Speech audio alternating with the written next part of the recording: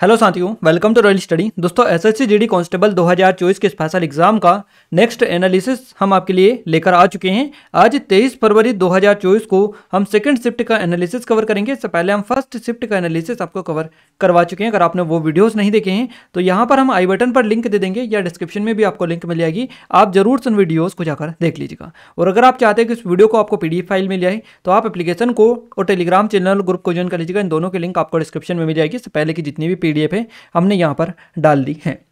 Clear है guys? आज हमें अच्छे खासे क्वेश्चंस मिल चुके हैं। देखिए, आज हमें जो क्वेश्चंस भेजे हैं ये विनोद शर्मा जी जो कि हापुड़ से हैं यूपी से, सोनल प्रताप सिंह जी जो कि कोटा से हैं, और बादल साहू जी जो कि जबलपुर से हैं, बंटी मोरे जी जो कि पानीपत से हैं। तो इन सभी ने काफ़ी अच्छी तरीके से हमें क्वेश्चंस भेजे, यहाँ तक कि उन्होंने पूरे के पूरे क्वेश्चंस बताने में हेल्प की है।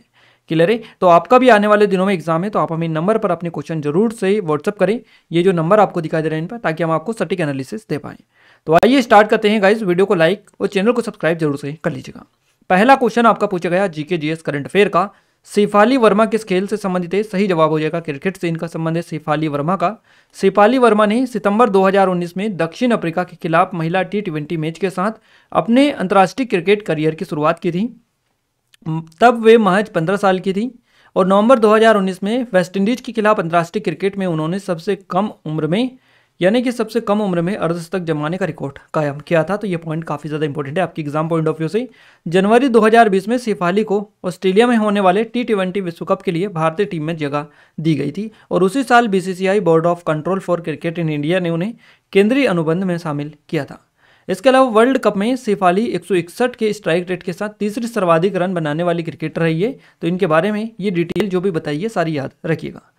अगला क्वेश्चन है मौर्य वंश का अंतिम शासक कौन था? सही जवाब रहेगा बृहद्रथ, आपका करेक्ट आंसर हो जाएगा। गाइस, जिस दिन पहली बार आपसे क्वेश्चन बना था मौर्य वंश से रिलेटेड, उसी दिन हमने आपको बता दिया था कि ये क्वेश्चन बन चुका है, आगे इससे रिलेटेड बनेंगे, और उसी दिन हमने सारी डिटेल आपको कवर करवा दी थी। इससे पहले आपका क्वेश्चन बना था कि मौर्य वंश की राजधानी। क्लियर है? कल क्वेश्चन बना था मौर्य वंश का संस्थापक कौन है, और आज क्वेश्चन बना है मौर्य वंश का अंतिम शासक कौन है। तो इस तरह से लगातार क्वेश्चन बन रहे, तो आप मौर्य वंश को अच्छे से देख लीजिएगा, सीधे सीधे क्वेश्चन आपके बन रहे हैं। वहाँ मौर्य साम्राज्य का अंतिम शासक था कौन? बृहद्रथ, जिसने 187 से 180 ईसा पूर्व तक शासन किया था, और बृहद्रथ की हत्या उसके ही सेनापति पुष्यमित्र शुंग ने की थी। तो ये क्वेश्चन आपका जरूर से बनेगा कि इसकी हत्या किसने की थी, याद रखिएगा। और मौर्य वंश के बाद में कौन सा वंश आया था, ये भी क्वेश्चन आपका बनेगा। शुंग वंश आया था, ध्यान रखिएगा, जिसने शुंग साम्राज्य की स्थापना की थी।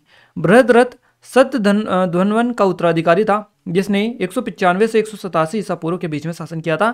मौर्य वंश चंद्रगुप्त मौर्य द्वारा स्थापित किया गया था, और इस राजवंश का जो उप भारतीय महाद्वीप है इसमें 322 से 185 ईसा पूर्व के बीच में प्रभुत्व हुआ करता था। अगला क्वेश्चन कुछ इस तरीके से है कि 2023 में स्ट्रिंग कठपुतली के लिए संगीत नाटक अकादमी अवार्ड जो है किसे मिला था? इस तरह से क्वेश्चन था। क्या ऑप्शंस मिले थे ये आप हमें जब कमेंट करके जरूर से बताइएगा। अब देखिएगा, इस नेक्स्ट क्वेश्चन बना है दूसरा एंग्लो बर्मी युद्ध कब हुआ था? तो ये हुआ था 1852 में। ध्यान रखिएगा, बर्मा के साथ पहला युद्ध तब लड़ा गया था जब बर्मी का पश्चिम की ओर विस्तार और आराकान और मणिपुर पर कब्जा और असम और ब्रह्मपुत्र की घाटी के लिए खतरा बंगाल और बर्मा के बीच अपरिभाषित सीमा के साथ निरंतर संघर्ष का कारण बना। 19वीं शताब्दी के शुरुआती दशकों में ब्रिटिश अभियान बलों ने मई 1824 में रंगून पर कब्जा कर लिया और AVA में राजधानी के 72 किलोमीटर के भीतर पहुंच गए। शांति की स्थापना 1826 में यानदाबो की संधि के साथ में हुई थी। देखिए, यहाँ पर 3 बेसिकली युद्ध हुए थे। प्रथम आंग्ल बर्मी युद्ध, ये 1824 से 26 तक चला था। दूसरा आंग्ल बर्मी युद्ध हुआ था 1852 में, और तीसरा आंग्ल बर्मी युद्ध हुआ था 1885 में। तो ये तीनों को आप ध्यान रखिएगा, इन तीनों से आपके क्वेश्चंस बन सकते हैं, क्योंकि दूसरा बन चुका है तो पहला और तीसरा भी बन सकता है। अगला क्वेश्चन है अनुच्छेद 129 किससे संबंधित है? तो भारत का सर्वोच्च न्यायालय अभिलेख न्यायालय के रूप में कार्य करता है, ये कहता है 129 अनुच्छेद आपका। भारतीय संविधान के अनुच्छेद 129 के अनुसार भारत का सर्वोच्च न्यायालय अभिलेख न्यायालय के रूप में काम करता है। अभिलेख न्यायालय के रूप में कार्य करते हुए सर्वोच्च न्यायालय के पिछले फैसले रिकॉर्ड किए जाते हैं और आगे के मामलों के लिए साक्ष्य के रूप में उपलब्ध होते हैं। इसके अलावा अनुच्छेद 32 में संवैधानिक उपचारों का अधिकार स्थापित है, जिसके अनुसार भारत में 5 प्रकार के लेख हैं। भारतीय संविधान के अनुच्छेद 17 के अनुसार अस्पृश्यता किसी भी रूप में निषिद्ध है, तो ध्यान रखिएगा। अगला क्वेश्चन है सुल्तान जोहर कप 2023 की मेजबानी किस देश ने की? सुल्तान जोहर कप 2023 की जो मेजबानी की ये की मलेशिया ने। ध्यान रखिएगा। इसके अलावा क्वेश्चन कुछ इस तरीके से भी दो लोगों ने अलग अलग तरह का क्वेश्चंस बताया, हमने दोनों डाल दिए हैं। जिनका भी सही हो आप देख लीजिएगा, जिन्होंने एग्जाम दी होगी उनको और अच्छे से पता होगा। सुल्तान जोहर कप किस खेल से संबंधित है? इसका संबंध हॉकी से है। क्लियरिंग। देखिए 11वां सुल्तान जोहर कप 2023 का आयोजन मलेशिया के जोहर में 27 अक्टूबर से 4 नवंबर 2023 तक आयोजित किया गया था। सुल्तान जोहर कप मलेशिया में आयोजित 21 पुरुषों की टीम का अंतर्राष्ट्रीय हॉकी टूर्नामेंट है। इसकी स्थापना 2011 में हुई थी, जिसमें 5 टीमें विजयी हुई थी।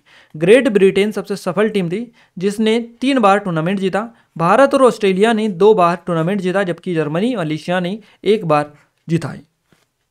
अगला क्वेश्चन है हमारा, 2023-24 के बजट में कितनी प्राथमिकताएं तय की गई थी? तो 7 प्राथमिकताएं तय की गई थी 2023-24 के बजट में। बजट की 7 प्राथमिकताएं सप्तऋषि जिनको बेसिकली कहा जाता है, और इस पर कौन कौन से शामिल है? समावेशी विकास, अंतिम छोर अंतिम व्यक्ति तक पहुंच, बुनियादी ढांचा और निवेश, निहित क्षमताओं का विस्तार, हरित विकास, युवा शक्ति तथा वित्तीय क्षेत्र। ये 7 जो चीजें हैं या 7 बेसिकली प्राथमिकताएं तय की गई थी, जिनको सप्तऋषि कहा गया। अगले क्वेश्चन की ओर आगे बढ़ते हैं। अगला क्वेश्चन है, 2011 की जनगणना के अनुसार निम्न में से किस राज्य में 10 की जनसंख्या वृद्धि दर सबसे अधिक है? तो ये मेघालय में है। मेघालय आपका करेक्ट आंसर हो जाएगा। भारत का सबसे अधिक जनसंख्या वाला राज्य कौन सा है इस तरह से? तो उत्तर प्रदेश आपका रहेगा। ये भी 2 लोगों ने बताया है अलग अलग कि ये आया था, उन्होंने एक ने बताया कि ये आया था। अब आप देख लीजिएगा, दोनों का आंसर हमने आपको कवर करवा दिया है। 2011 की जनगणना के अनुसार उत्तर प्रदेश जो है भारत का राज्य है, जिसकी जनसंख्या लगभग 19.98 करोड़ है। और उत्तर प्रदेश राज्य की जनसंख्या आप ध्यान रखिएगा 199 करोड़, यहाँ पर ध्यान रखिएगा, यानी कि 19.98 करोड़ है। क्लियर है? तो 19.98 करोड़ ये यहाँ पर दिखाई दे रहे हैं, 19, 98, 12 और 341। क्लियर है? तो ध्यान रखिएगा, काफ़ी ज़्यादा इंपॉर्टेंट है। उत्तर प्रदेश राज्य का घनत्व है 829 प्रति वर्ग किलोमीटर, और ये भारत में सबसे अधिक आबादी वाले शहर राज्य के रूप में पहले स्थान पर है। जो इस तरह से भी क्वेश्चन बनता है। अगला क्वेश्चन है, 12वीं पंचवर्षीय योजना से क्वेश्चन बना था। ये एग्जैक्ट नहीं मिल पाया कि क्या क्वेश्चन था इससे, बट क्वेश्चन बना था। तो ये इसका कार्यकाल क्या था या अवधि क्या थी? तो ये इसकी अवधि थी 2012 से 17 तक। 12वीं पंचवर्षीय योजना भारत की अंतिम पंचवर्षीय योजना थी। 5 वर्षों की अवधि यानी 2012-13 से 16-17 के लिए 8% विकास दर के लक्ष्य के साथ में इसका रखा गया था। प्रथम वर्ष में केवल 5% की विकास दर तथा दूसरे वर्ष में संभवतः 6.5% विकास दर के कारण पूरी योजना अवधि में 8% की ओर औसत हासिल करने के लिए बाद के वर्षों के में विकास दर में काफ़ी तेजी लानी होगी, है ना। तो इस तरह की चीज़ें हैं ये। अगला क्वेश्चन है, राष्ट्रमंडल खेल 2010 में कहाँ पर हुआ था? तो राष्ट्रमंडल खेल 2010 में नई दिल्ली में हुआ था। 2010 राष्ट्रमंडल खेल 19वें राष्ट्रमंडल खेल थे, जिनका आयोजन भारत की राजधानी नई दिल्ली में 3 से 14 अक्टूबर 2010 में किया गया था। और दिल्ली में इससे पहले 1951, 1942 में, माफ कीजिएगा, दिल्ली में इससे पहले 1951 और 1982 में एशियाई खेल भी आयोजित किए जा चुके हैं। अगला क्वेश्चन है, भारत के 50वें मुख्य न्यायाधीश कौन थे? सही जवाब रहेगा अभी वर्तमान में ये है, और इनका नाम है D.Y. चंद्रचूड़, धनंजय यशवंत चंद्रचूड़ इनका पूरा नाम है। तो ये भारत के वर्तमान में 50वें मुख्य न्यायाधीश है। ध्यान रखिएगा। राष्ट्रपति द्रौपदी मुर्मू ने 9 नवंबर 2022 को राष्ट्रपति भवन में न्यायाधीश D.Y. चंद्रचूड़ को भारत के नए मुख्य न्यायाधीश के पद पर नियुक्त शपथ दिलाई है। और वहाँ न्यायाधीश उदय उमेश ललित, या इनका नाम है U ललित, है ना। तो उदय उमेश ललित का स्थान इन्होंने लिया है, जो 8 नवंबर 2022 को बेसिकली सेवानिवृत्त हुए हैं। न्यायाधीश D.Y. चंद्रचूड़ भारत के 50वें मुख्य न्यायाधीश हैं। अगला क्वेश्चन है, निम्नलिखित में से कौन सा एक प्रसिद्ध तबला वादक है? तो इनमें से सभी जो है तबला वादक है। अब ऑप्शंस का हमें नहीं पता है कि क्या ऑप्शन मिला था। इन चारों में से, तीनों में से जो भी ऑप्शन आपको हो आप आसानी से पहचान सकते हैं। उस्ताद जाकिर हुसैन, अल्लाह रक्का खां, उस्ताद तफू खां, ये सभी जो है तबला वादक हैं। क्लियर है? संतूर वादक कौन है? पंडित शिव कुमार शर्मा, राहुल शर्मा, तरुण भट्टाचार्य, अभय सोपोरी, इन सभी का संबंध संतूर वादक से है। इसके अलावा सरोद वादक कौन है? तो अमजद अली खान बंगस, अली अकबर खां, अलाउद्दीन खां, इनका सभी का संबंध सरोद से है। इसके अलावा सितार की बात करें तो पंडित रविशंकर, साहित्य परवेश खां, बुद्धादित्य मुखर्जी, अनुष्का शंकर, ये सितार से रिलेटेड हैं। चलिए नेक्स्ट क्वेश्चन देखते हैं। अगला क्वेश्चन है, USSR से भारतीय संविधान में क्या लिया गया? तो ये जो लिया गया मौलिक कर्तव्यों के प्रावधान, मूल कर्तव्यों और प्रस्तावना में सामाजिक, आर्थिक और राजनीतिक न्यायिक आदर्श, ये चीज़ें ली गई USSR से। अब ऑप्शन में आपको क्या मिला था उस हिसाब से आप देख सकते हैं कि इनमें से क्या आपको ऑप्शन में दिया गया था। देखिए, भारतीय संविधान में मौलिक कर्तव्य 1976 में 42वें संशोधन अधिनियम के माध्यम से जोड़े गए। ये कर्तव्य पूरी यूएसएसआर के संविधान से प्रेरित थे और 1970 के सोवियत संविधान में नागरिकों के मौलिक अधिकारों और कर्तव्यों पर एक अध्याय था, जिसमें संविधान और कानूनों का सम्मान करना, देश की रक्षा करना, समाज की भलाई के लिए ईमानदारी से काम करना जैसे कर्तव्य इसमें शामिल थे। अगला क्वेश्चन है, कौन सा नृत्य कर्नाटक से संबंधित है? तो यक्षगान आपका करेक्ट आंसर है। यक्षगान कर्नाटक का एक पारंपरिक नाट्य रूप है। इसका शाब्दिक अर्थ है यक्ष का गीत और यहाँ उडुपी जिले में विकसित हुआ है। यह एक मंदिर कला रूप है जो पौराणिक कहानियों, रामायण, महाभारत और अन्य हिंदू महाकाव्यों को दर्शाता है। नेक्स्ट क्वेश्चन है, निम्नलिखित में से कौन बांसुरी वादक है? तो बांसुरी वादक जितने भी हमने डाल दिए क्योंकि हमें ऑप्शंस नहीं मिल पाए। Hariprasad Chaurasia, N Leela, Pannalal Ghosh, Rajendra Prasad, V Kunjamani. तो ये सभी बांसुरी वादक हैं। इनमें से जो भी मिला होगा आई थिंक आपने क्लिक किया होगा। पंडित हरिशंकर चौरसिया, माफ कीजिएगा, हरिप्रसाद चौरसिया भारत में एक प्रसिद्ध बांसुरी वादक थे और पंडित हरिप्रसाद का जन्म हुआ था 1 जुलाई 1938 को इलाहाबाद में। सन 2000 में पंडित हरिप्रसाद चौरसिया को भारत सरकार द्वारा पद्म विभूषण से सम्मानित किया गया 2000 में। और भारत में अन्य जो बांसुरी वादक है इनका नाम है एन लीला, पन्नालाल घोष, इनसे क्वेश्चन बन चुका है, राजेंद्र प्रसाद और वी कुंजामणि, ये सभी हैं। अगला क्वेश्चन है, डोलू कुनीता नृत्य किस राज्य से संबंधित है? सही जवाब कर्नाटक हो जाएगा। डोलू कुनीता कर्नाटक से संबंध रखता है और यह गायन और सजे हुए ढोल की थाप के साथ एक लोकप्रिय नृत्य है।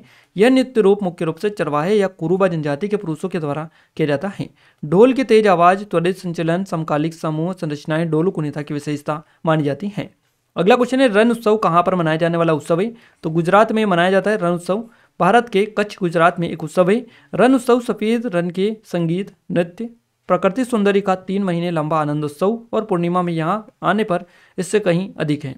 रण उत्सव गर्व से गुजरात की असंख्य कलाओं, शिल्पों और इसके लोक गीतों और नृत्य और रण की प्राकृतिक सुंदरता को दर्शाता है। रण उत्सव हर साल अक्टूबर से फरवरी के तीसरे सप्ताह तक चलता है। अगला क्वेश्चन है, स्वतंत्रता के समय भारत की लगभग 1.5% आजादी, माफ कीजिएगा, स्वतंत्रता के समय भारत की लगभग 1.5% जनसंख्या कृषि पर निर्भर थी। तो 75% जो जनसंख्या थी लगभग ये कृषि पर निर्भर थी स्वतंत्रता के समय। 1947 में भारत की स्वतंत्रता के समय देश की लगभग 75% जनसंख्या अपनी आजीविका के लिए कृषि पर निर्भर थी। कृषि ने ग्रामीण अर्थव्यवस्था में एक केंद्रीय भूमिका निभाई, जिसमें अधिकांश ग्रामीण आबादी खेती या संबंधित कृषि गतिविधियों में लगी हुई थी। अगला क्वेश्चन सुप्रीम कोर्ट से रिलेटेड, एग्जैक्ट क्वेश्चन नहीं मिल पाया। इसके अलावा एक क्वेश्चन कुछ इस तरीके से बताया कि 2010 में खेलो इंडिया गेम्स कहाँ पर हुए थे। तो ये क्वेश्चन वही क्वेश्चन हमें लग रहा है कि राष्ट्रमंडल खेल 2010 वाला, बट हो सकता है कि ये क्वेश्चन और भी आया हो, हम श्योर नहीं है इन दोनों क्वेश्चन को लेकर। तो अगर आपको पता है कि ये दोनों आए थे तो आप कमेंट में कमेंट करके बता सकते हैं। अदरवाइज इनके अलावा और कोई होगा तो वो भी आप हमें कमेंट में कमेंट करके बता सकते हैं। बाकी हमने पूरे के पूरे क्वेश्चंस बताने में आपकी हेल्प की, जितने भी क्वेश्चंस हमें मिले सारे के सारे हमने आपको बताए। हिंदी की बात करेगा, इस चेहरे का पर्यायवाची क्या होता है? तो मुख, मुखड़ा, मुंह, शक्ल, मुखमंडल, आनन, ये सभी जो है चेहरे का पर्यायवाची है। उल्लू का तत्सम क्या होता है? उल्लू तत्सम क्या होता है? तो उल्लूक होता है। कर्ण का तद्भव कान होता है। डूबते को तिनके का सहारा, अर्थ का जो मुहावरा इसका अर्थ बताना है। विपत्ति में थोड़ा सहारा किसी काम का नहीं होता, इस तरह से है ना, किसी से कम नहीं होता, इस तरह से आप बोल सकते हैं, डूबते को तिनके का सहारा। विद्वान का विलोम पूछा है, मूर्ख होता है। गद्यांश से 5 क्वेश्चंस बने हैं, यानी कि एक गद्यांश आपका आया था। वर्तनी शुद्ध से भी क्वेश्चन से, अनेकार्थी शब्द से क्वेश्चन है, रिक्त स्थान से 1 क्वेश्चन पूछा गया। पर्यायवाची शब्द से 4 क्वेश्चंस बने। लोकोक्ति से क्वेश्चन है, तत्सम से 1 क्वेश्चन है, प्रत्यय से क्वेश्चन है, विलोम शब्द से क्वेश्चन है, मुहावरे से भी क्वेश्चन आपका बना है।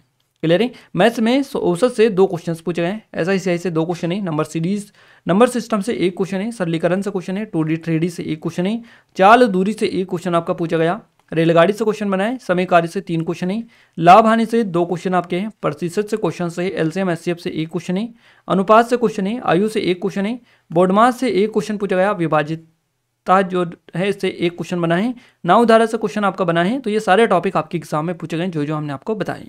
सिटिंग अरेंजमेंट से 2 क्वेश्चन बने हैं, पजल से क्वेश्चन बना है, कोडिंग डिकोडिंग से 4 क्वेश्चन है, रक्त संबंध से 1 क्वेश्चन है, पेपर कटिंग से 1 क्वेश्चन है, मिरर इमेज से 1 क्वेश्चन है, आपका दिशा निर्देश से क्वेश्चन है, इसके अलावा 5 से 1 क्वेश्चन है, अल्फाबेट से क्वेश्चन है, कथन निष्कर्ष से 2 क्वेश्चन है, आकृति से क्वेश्चन आपका पूछा गया 1, मिसिंग नंबर से 1 क्वेश्चन है और सिटिंग अरेंजमेंट से 2 क्वेश्चन, नंबर सीरीज से 1 क्वेश्चन है। तो यहाँ पर गाइज हमने जीके, हिंदी, मैथ्स, रीजनिंग सारे चारों सब्जेक्ट का पूरा ओवरव्यू आपको दे दिया किस तरीके से आज का आपका पेपर पूछा गया, यहाँ तक कि पूरे के पूरे क्वेश्चंस एज इट इज बताने में आपकी हेल्प की है। तो आप सभी से रिक्वेस्ट है कि आप इस वीडियो को लाइक कर दीजिए, ज़्यादा ज़्यादा शेयर करें अपने दोस्तों के साथ में, ताकि हमें सपोर्ट मिले, मोटिवेशन मिले, आपके लिए और अच्छे से अच्छे वीडियोज हम लाने की कोशिश करते रहें। और अगर आप चाहते हैं कि इस वीडियो को आपको PDF मिल जाए तो PDF के लिए आपको एप्लीकेशन को डाउनलोड कर लेना है। डिस्क्रिप्शन में आपको लिंक मिलेगी, एप्लीकेशन, टेलीग्राम चैनल, ग्रुप को ज्वाइन कर लीजिएगा, दोनों के लिंक आपको डिस्क्रिप्शन में मिलेगी। क्लियर है? जिन लोगों ने सब्सक्राइब नहीं किया उन सभी से अगेन रिक्वेस्ट है कि चैनल को सब्सक्राइब करके बेल आइकन को ऑल पर सेट कर लीजिएगा। क्लियर है? तो मिलते हैं हमारे नेक्स्ट शिफ्ट के एनालिसिस के साथ, तब तक के लिए जय हिंद, वंदे मातरम।